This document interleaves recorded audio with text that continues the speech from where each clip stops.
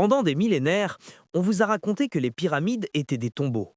Mais ce n'est que la moitié de l'histoire, celle qui a été créée pour dissimuler la vérité sur le pouvoir de votre âme.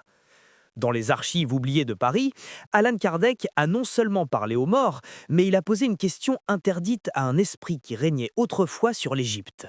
La réponse qu'il a reçue ne parle pas de pierre, mais de la vibration de la conscience. Si vous avez déjà contemplé ces structures et ressenti une étrange nostalgie, un écho dans votre esprit, ce n'est pas votre imagination, c'est votre mémoire ancestrale qui tente de s'éveiller. Ce que cet esprit a réveillé à Kardec est la clé pour comprendre comment la foi peut servir à construire le paradis sur Terre ou la plus parfaite des prisons spirituelles. Ce que vous allez entendre aujourd'hui a été passé sous silence pour une raison, car quiconque comprend le secret des pyramides comprend le secret du contrôle et, plus important encore, le secret de sa propre libération. Inspirez profondément. Sentez comme l'air emplit non seulement vos poumons, mais aussi un espace ancestral en vous. Une mémoire endormie dans la poussière des siècles. Il est des conversations que le temps ne peut effacer, des dialogues qui flottent dans le silence du désert, attendant que la conscience juste les entende à nouveau. Imaginez un instant, loin du bruit du monde, la présence d'Allan Kardec, non pas comme un universitaire, mais comme un pont entre deux réalités. Devant lui, non pas la matière, mais l'essence de Mehmet Ali, un esprit dépouillé des vêtements d'un gouverneur qui apportait avec lui la vérité nue de l'Égypte. Dans cette communion, la question n'était pas d'histoire, mais de finalité. Kardec cherchait la clé, non pas pour comprendre comment les pierres avaient été érigées, mais pourquoi l'esprit humain se sentait poussé à forger l'éternité au cœur de la terre. Et la réponse vint comme un murmure, une vibration qui perça le voile. Les pyramides ne parlaient jamais de mort. Elles parlaient toujours de la vie qui continue, de l'âme qui aspire à retrouver son origine. Ce n'étaient pas des tombeaux, c'étaient des matrices de pierre. Des sanctuaires où le ciel et la terre pouvaient se toucher l'espace d'un instant. Il les imagine comme de gigantesques coquillages, construits non pour abriter les coups de la mer, mais le silence de la création. Entre ces murs massifs, où la lumière du soleil était contrainte à l'humilité, le peuple égyptien venait non pas pleurer la mort, mais célébrer le voyage de la conscience. Là, les cérémonies n'étaient pas des rituels de perte, mais des portes de manifestation. L'air était imprégné de la présence des dieux, non pas comme des figures lointaines, mais comme une vibration palpable qui apaisait le cœur et élevait l'esprit. Chaque chant, chaque offrande, était une tentative d'harmoniser l'âme individuelle avec la grande symphonie de l'univers. C'était un exercice collectif d'éveil, où l'on apprenait que le corps n'était qu'un réceptacle temporaire et que le véritable foyer, la vérité véritable, se trouvait de l'autre côté du fleuve, dans l'immensité de l'existence spirituelle. Et pourquoi une telle grandeur ? Pourquoi déplacer des montagnes pour créer une montagne ? Contemplez le ciel nocturne, l'immensité qui vous entoure. Ressentez votre petitesse et, en même temps, l'émerveillement d'en faire partie. C'était ce sentiment que les Égyptiens cherchaient à incarner. L'immensité des pyramides était un miroir de la grandeur de l'âme, un reflet terrestre de la perfection divine. C'était une prière gravée dans le granit, une déclaration que, bien que mortels, ils portaient en eux une étincelle d'infinité. Chaque bloc posé était une étape dans l'évolution de cette civilisation, une tentative de construire un pont physique vers une compréhension spirituelle plus profonde.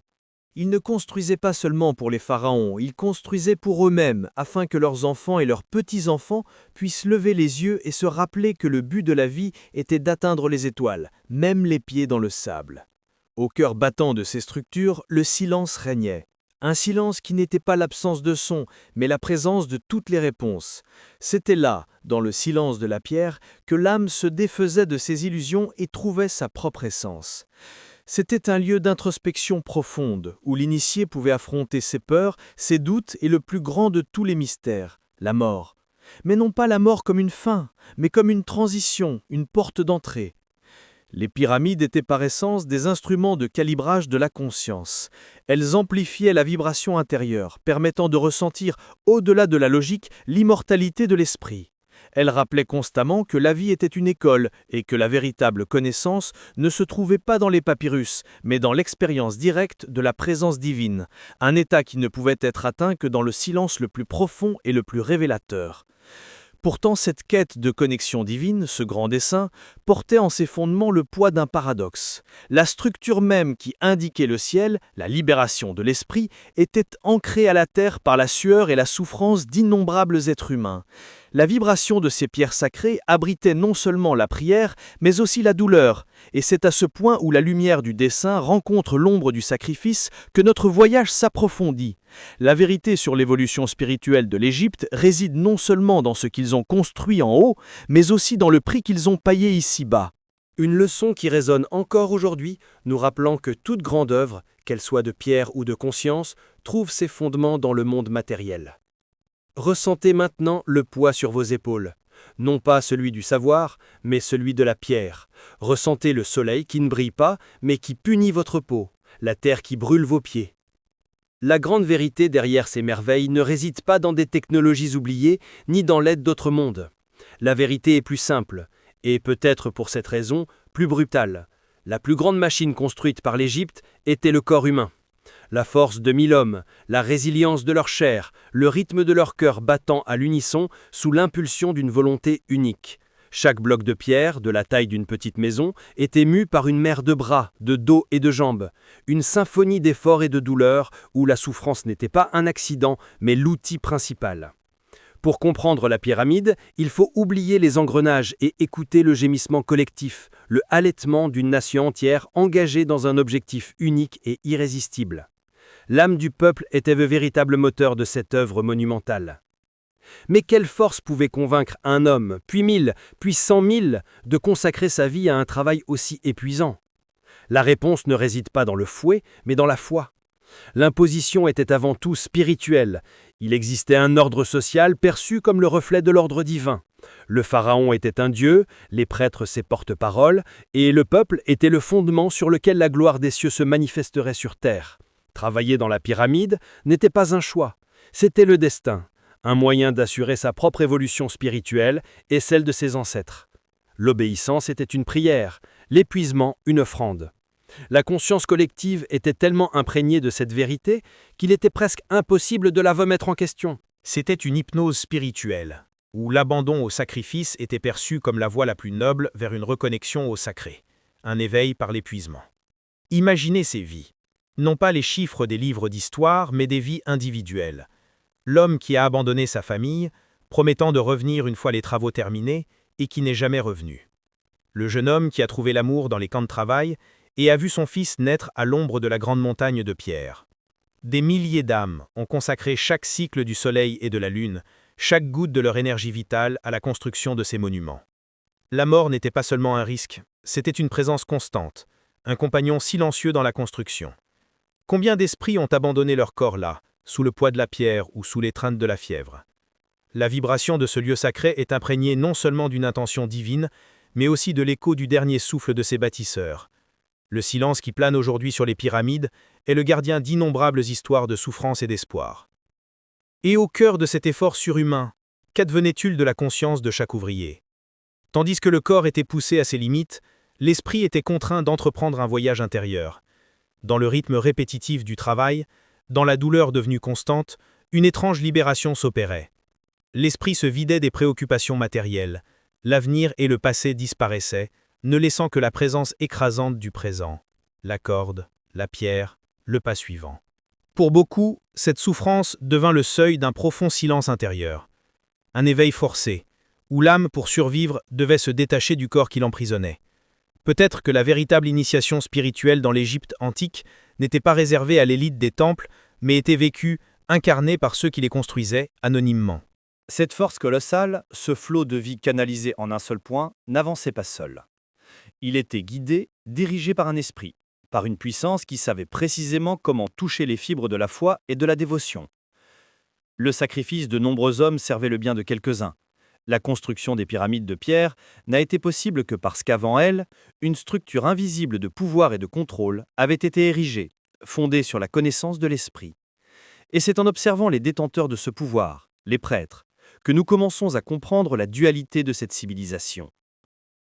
La même sagesse qui pouvait libérer l'âme était utilisée pour l'emprisonner, au service de la gloire terrestre, une vérité qui nous invite à explorer les secrets enfermés dans les temples.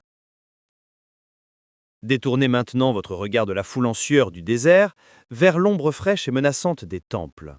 Là, loin du soleil et de la souffrance physique, se jouait un jeu bien plus complexe et durable, le jeu du pouvoir sur l'âme.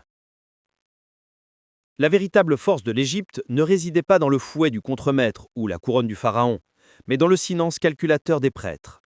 Ils étaient les gardiens, non seulement de la foi, mais de l'essence même de la réalité. Pouvoir politique et religieux n'étaient pas divisés. Ils formaient une seule et même entité dont ils étaient le cerveau. Ils interprétaient les rêves, lisaient les étoiles, décrétaient les temps de semences et les temps de guerre. La conscience du peuple était comme un grand fleuve, et les prêtres étaient les ingénieurs qui construisaient les barrages et les canaux, dirigeant le flux de la dévotion et de l'obéissance là où ils servaient au mieux leur objectif, qui ne coïncidait pas toujours avec celui de l'évolution spirituelle collective. Le plus grand secret que gardaient les prêtres n'était ni un rituel mystérieux, ni une formule magique, mais la vérité elle-même. Ils possédaient une compréhension profonde des lois de l'esprit, du voyage de la conscience après la mort, de la réincarnation et des mécanismes de la vibration énergétique.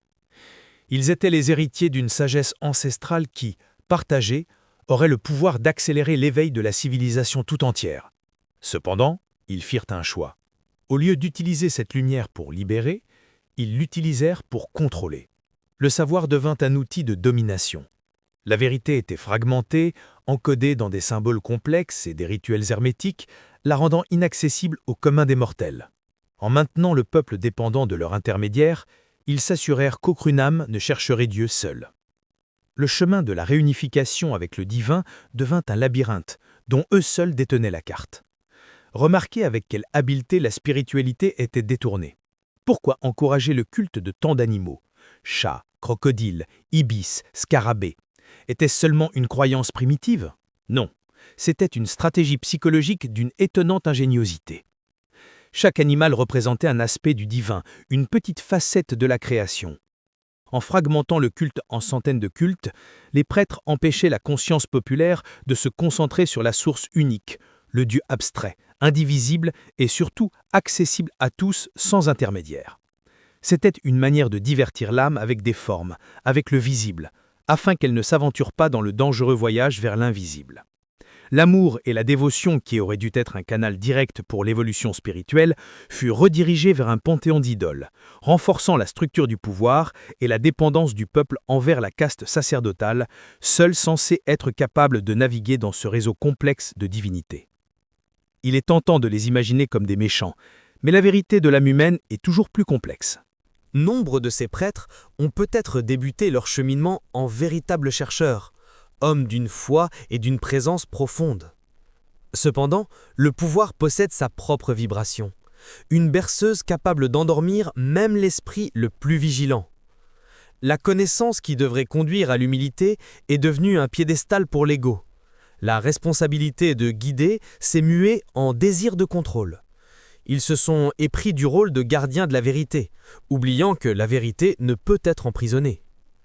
C'est un drame qui s'est répété tout au long de l'histoire humaine, une leçon que Kardec lui-même nous enseignerait plus tard. Le plus grand danger sur le chemin spirituel n'est pas l'ignorance, mais l'arrogance qui naît d'un savoir mal assimilé, l'illusion de pouvoir posséder ce qui, par nature, est gratuit. Et le summum de ce contrôle se manifestait dans la plus grande des peurs humaines, le mystère de la mort. En monopolisant la connaissance de ce qui se passe lorsque le cœur cesse de battre, ils détenaient la clé ultime de la psyché humaine. C'est dans ce territoire sacré et redouté que leur pouvoir devint absolu. Les pratiques de momification, les rituels funéraires, les livres des morts, tout cela faisait partie d'un récit grandiose et contrôlé. L'accès aux mystères les plus profonds de la vie et de la mort n'était pas un droit de l'âme dans son voyage évolutif, mais un privilège accordé à quelques privilégiés, une initiation qui constituait la porte finale infranchissable. Et c'est à travers cette porte que nous devons désormais regarder, pour percer les secrets autrefois murmurés seulement dans les salles les plus sombres des temples. Rejoignez-moi maintenant, au-delà du voile du quotidien, et pénétrez dans l'espace le plus sacré et le plus redouté de la conscience égyptienne, le territoire de la mort. Pour eux, la mort n'était pas un abîme, mais un pont. Leur profond respect pour les morts et l'art complexe de la momification étaient nés d'une compréhension que nous avons perdue au fil du temps. Ils préservaient le corps non par crainte de l'oubli, mais parce qu'ils le considéraient comme un instrument sacré, une encre que l'esprit pouvait utiliser pour de futures manifestations. Ils croyaient que l'âme, au cours de son voyage, pouvait ressentir le besoin d'un point de contact avec le plan terrestre, et que le corps préservé serait ce portail, ce téléphone entre les mondes. La momification était donc un acte d'amour et de foi dans la continuité de la présence, une façon de dire à l'esprit qui s'en allait « Cette maison sera toujours prête pour vos retrouvailles, si tel est votre but ». Cependant, pour comprendre la mort dans la vie, pour franchir ce pont avant l'heure, il existait une voie, l'initiation. Ce n'était pas une voie pour n'importe qui. C'était une voie étroite et escarpée, réservée à une élite dont l'évaluation ne se limitait pas à son intelligence, mais à sa force morale et à sa maîtrise de soi. L'accès aux mystères les plus profonds de l'existence exigeait une discipline de fer et un courage inébranlable. Le néophyte était contraint d'affronter le silence absolu, l'obscurité totale et surtout les fantômes de sa propre âme. C'était un processus de mort symbolique, un abandon de tous les masques sociaux, de tous les attachements, afin que la conscience puisse renaître, pure et éveillée à sa véritable nature immortelle. Seuls ceux qui montraient un cœur plus léger qu'une plume pouvaient franchir les portes. Le but initial de ces rituels d'initiation était la plus noble des quêtes, la quête de la vérité expérientielle. Il ne suffisait pas de croire à l'immortalité, il fallait la ressentir, la vivre.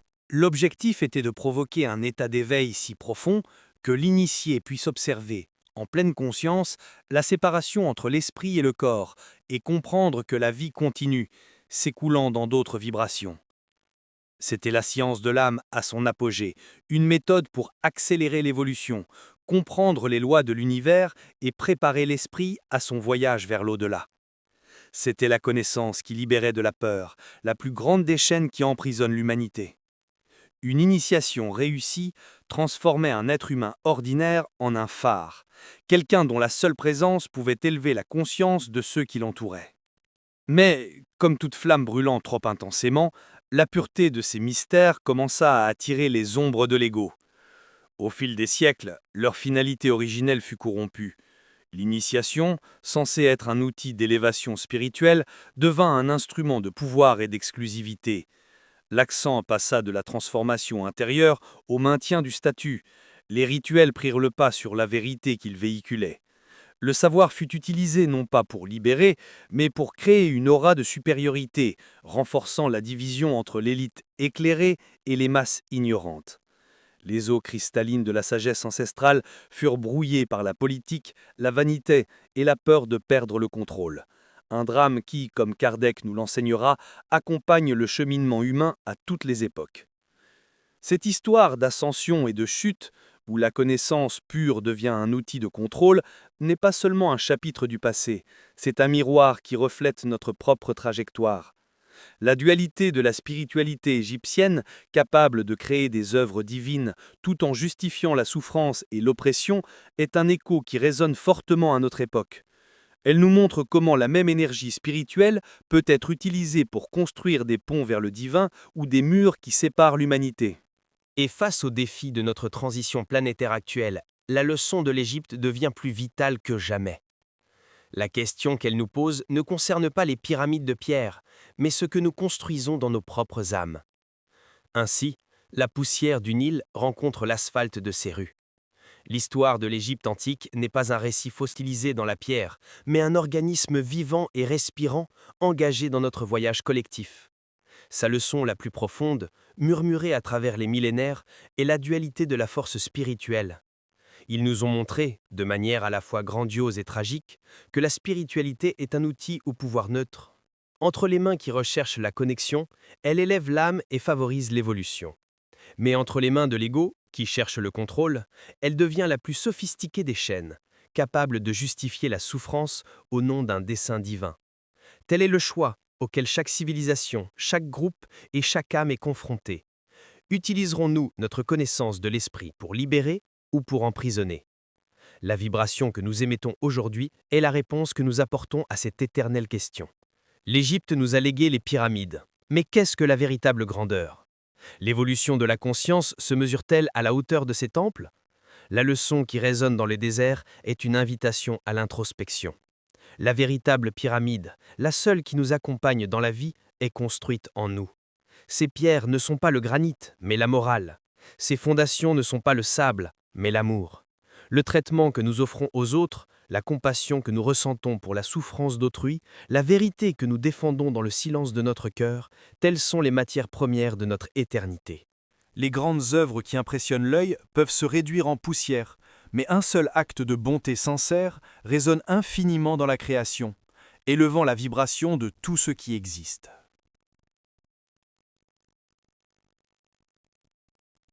Nous parlons aujourd'hui d'une transition planétaire, d'un changement de conscience sur Terre, d'un grand éveil. Qu'est-ce que cela signifie sinon que, en tant que civilisation, nous nous trouvons à un moment décisif semblable à celui des Égyptiens?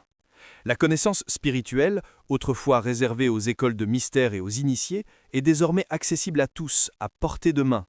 Cette liberté s'accompagne d'une immense responsabilité. Il est crucial que notre génération tire les leçons des erreurs du passé afin de ne pas les reproduire sous une nouvelle forme. La tentation de créer de nouvelles élites spirituelles, d'utiliser la connaissance comme symbole de supériorité, de juger ceux qui se trouvent à un stade différent de leur cheminement, est le même ego qui a corrompu les mystères de l'Égypte. La véritable régénération de la Terre dépend de notre capacité à cultiver un progrès moral qui accompagne notre éveil spirituel. La responsabilité de cette transformation n'incombe ni à un gourou, ni à un livre, ni à un mouvement extérieur. Elle réside dans la présence silencieuse de votre propre conscience. Elle commence dès l'instant où vous décidez de ne plus reproduire un schéma égoïste, dès l'instant où vous choisissez le pardon plutôt que le ressentiment, dès l'instant où vous avez le courage de rechercher votre propre vérité sans l'imposer aux autres. C'est le travail de réforme intérieure que Kardec a tant souligné, la seule révolution capable de véritablement changer le monde. L'avenir de la Terre ne sera pas déterminé par les gouvernements ou les technologies, mais par la somme des vibrations de chaque âme. Chaque fois que vous choisissez la lumière, vous contribuez à rendre les fondements de notre avenir collectif plus solides, plus justes et plus conformes au but suprême de la création. Ainsi, la saga de l'Égypte antique est, en fin de compte, la nôtre. Pharaons et esclaves, prêtres et initiés, tous vivent en nous comme des archétypes, des potentiels. La réunion que nous recherchons n'est pas seulement avec un passé lointain, mais avec la sagesse que notre âme collective a acquise au fil des millénaires d'expérience, de succès et de souffrance. Le silence des pyramides transperce le temps et vous atteint, non pas avec une réponse, mais avec une question. Une question à laquelle seul votre esprit peut répondre. Avec les pierres que la vie vous a données, quel genre de temple construisez-vous en vous-même? Maintenant que l'écho de l'Égypte a parlé dans votre silence, la question demeure. Votre foi construit-elle des temples de liberté pour votre âme ou des murs qui vous emprisonnent? Si cela a touché une vérité latente en vous, laissez un commentaire. Parfois, la vibration que nous partageons est la pièce dont une autre conscience a besoin pour son propre éveil. Abonnez-vous si vous sentez qu'ici, votre esprit a trouvé un mot que votre âme connaissait déjà. Lors de notre prochaine rencontre, nous explorerons encore plus profondément le temps, les murmures de l'Atlantide et son lien oublié avec la spiritualité. Ne la manquez pas, car les retrouvailles avec ce souvenir ont déjà commencé.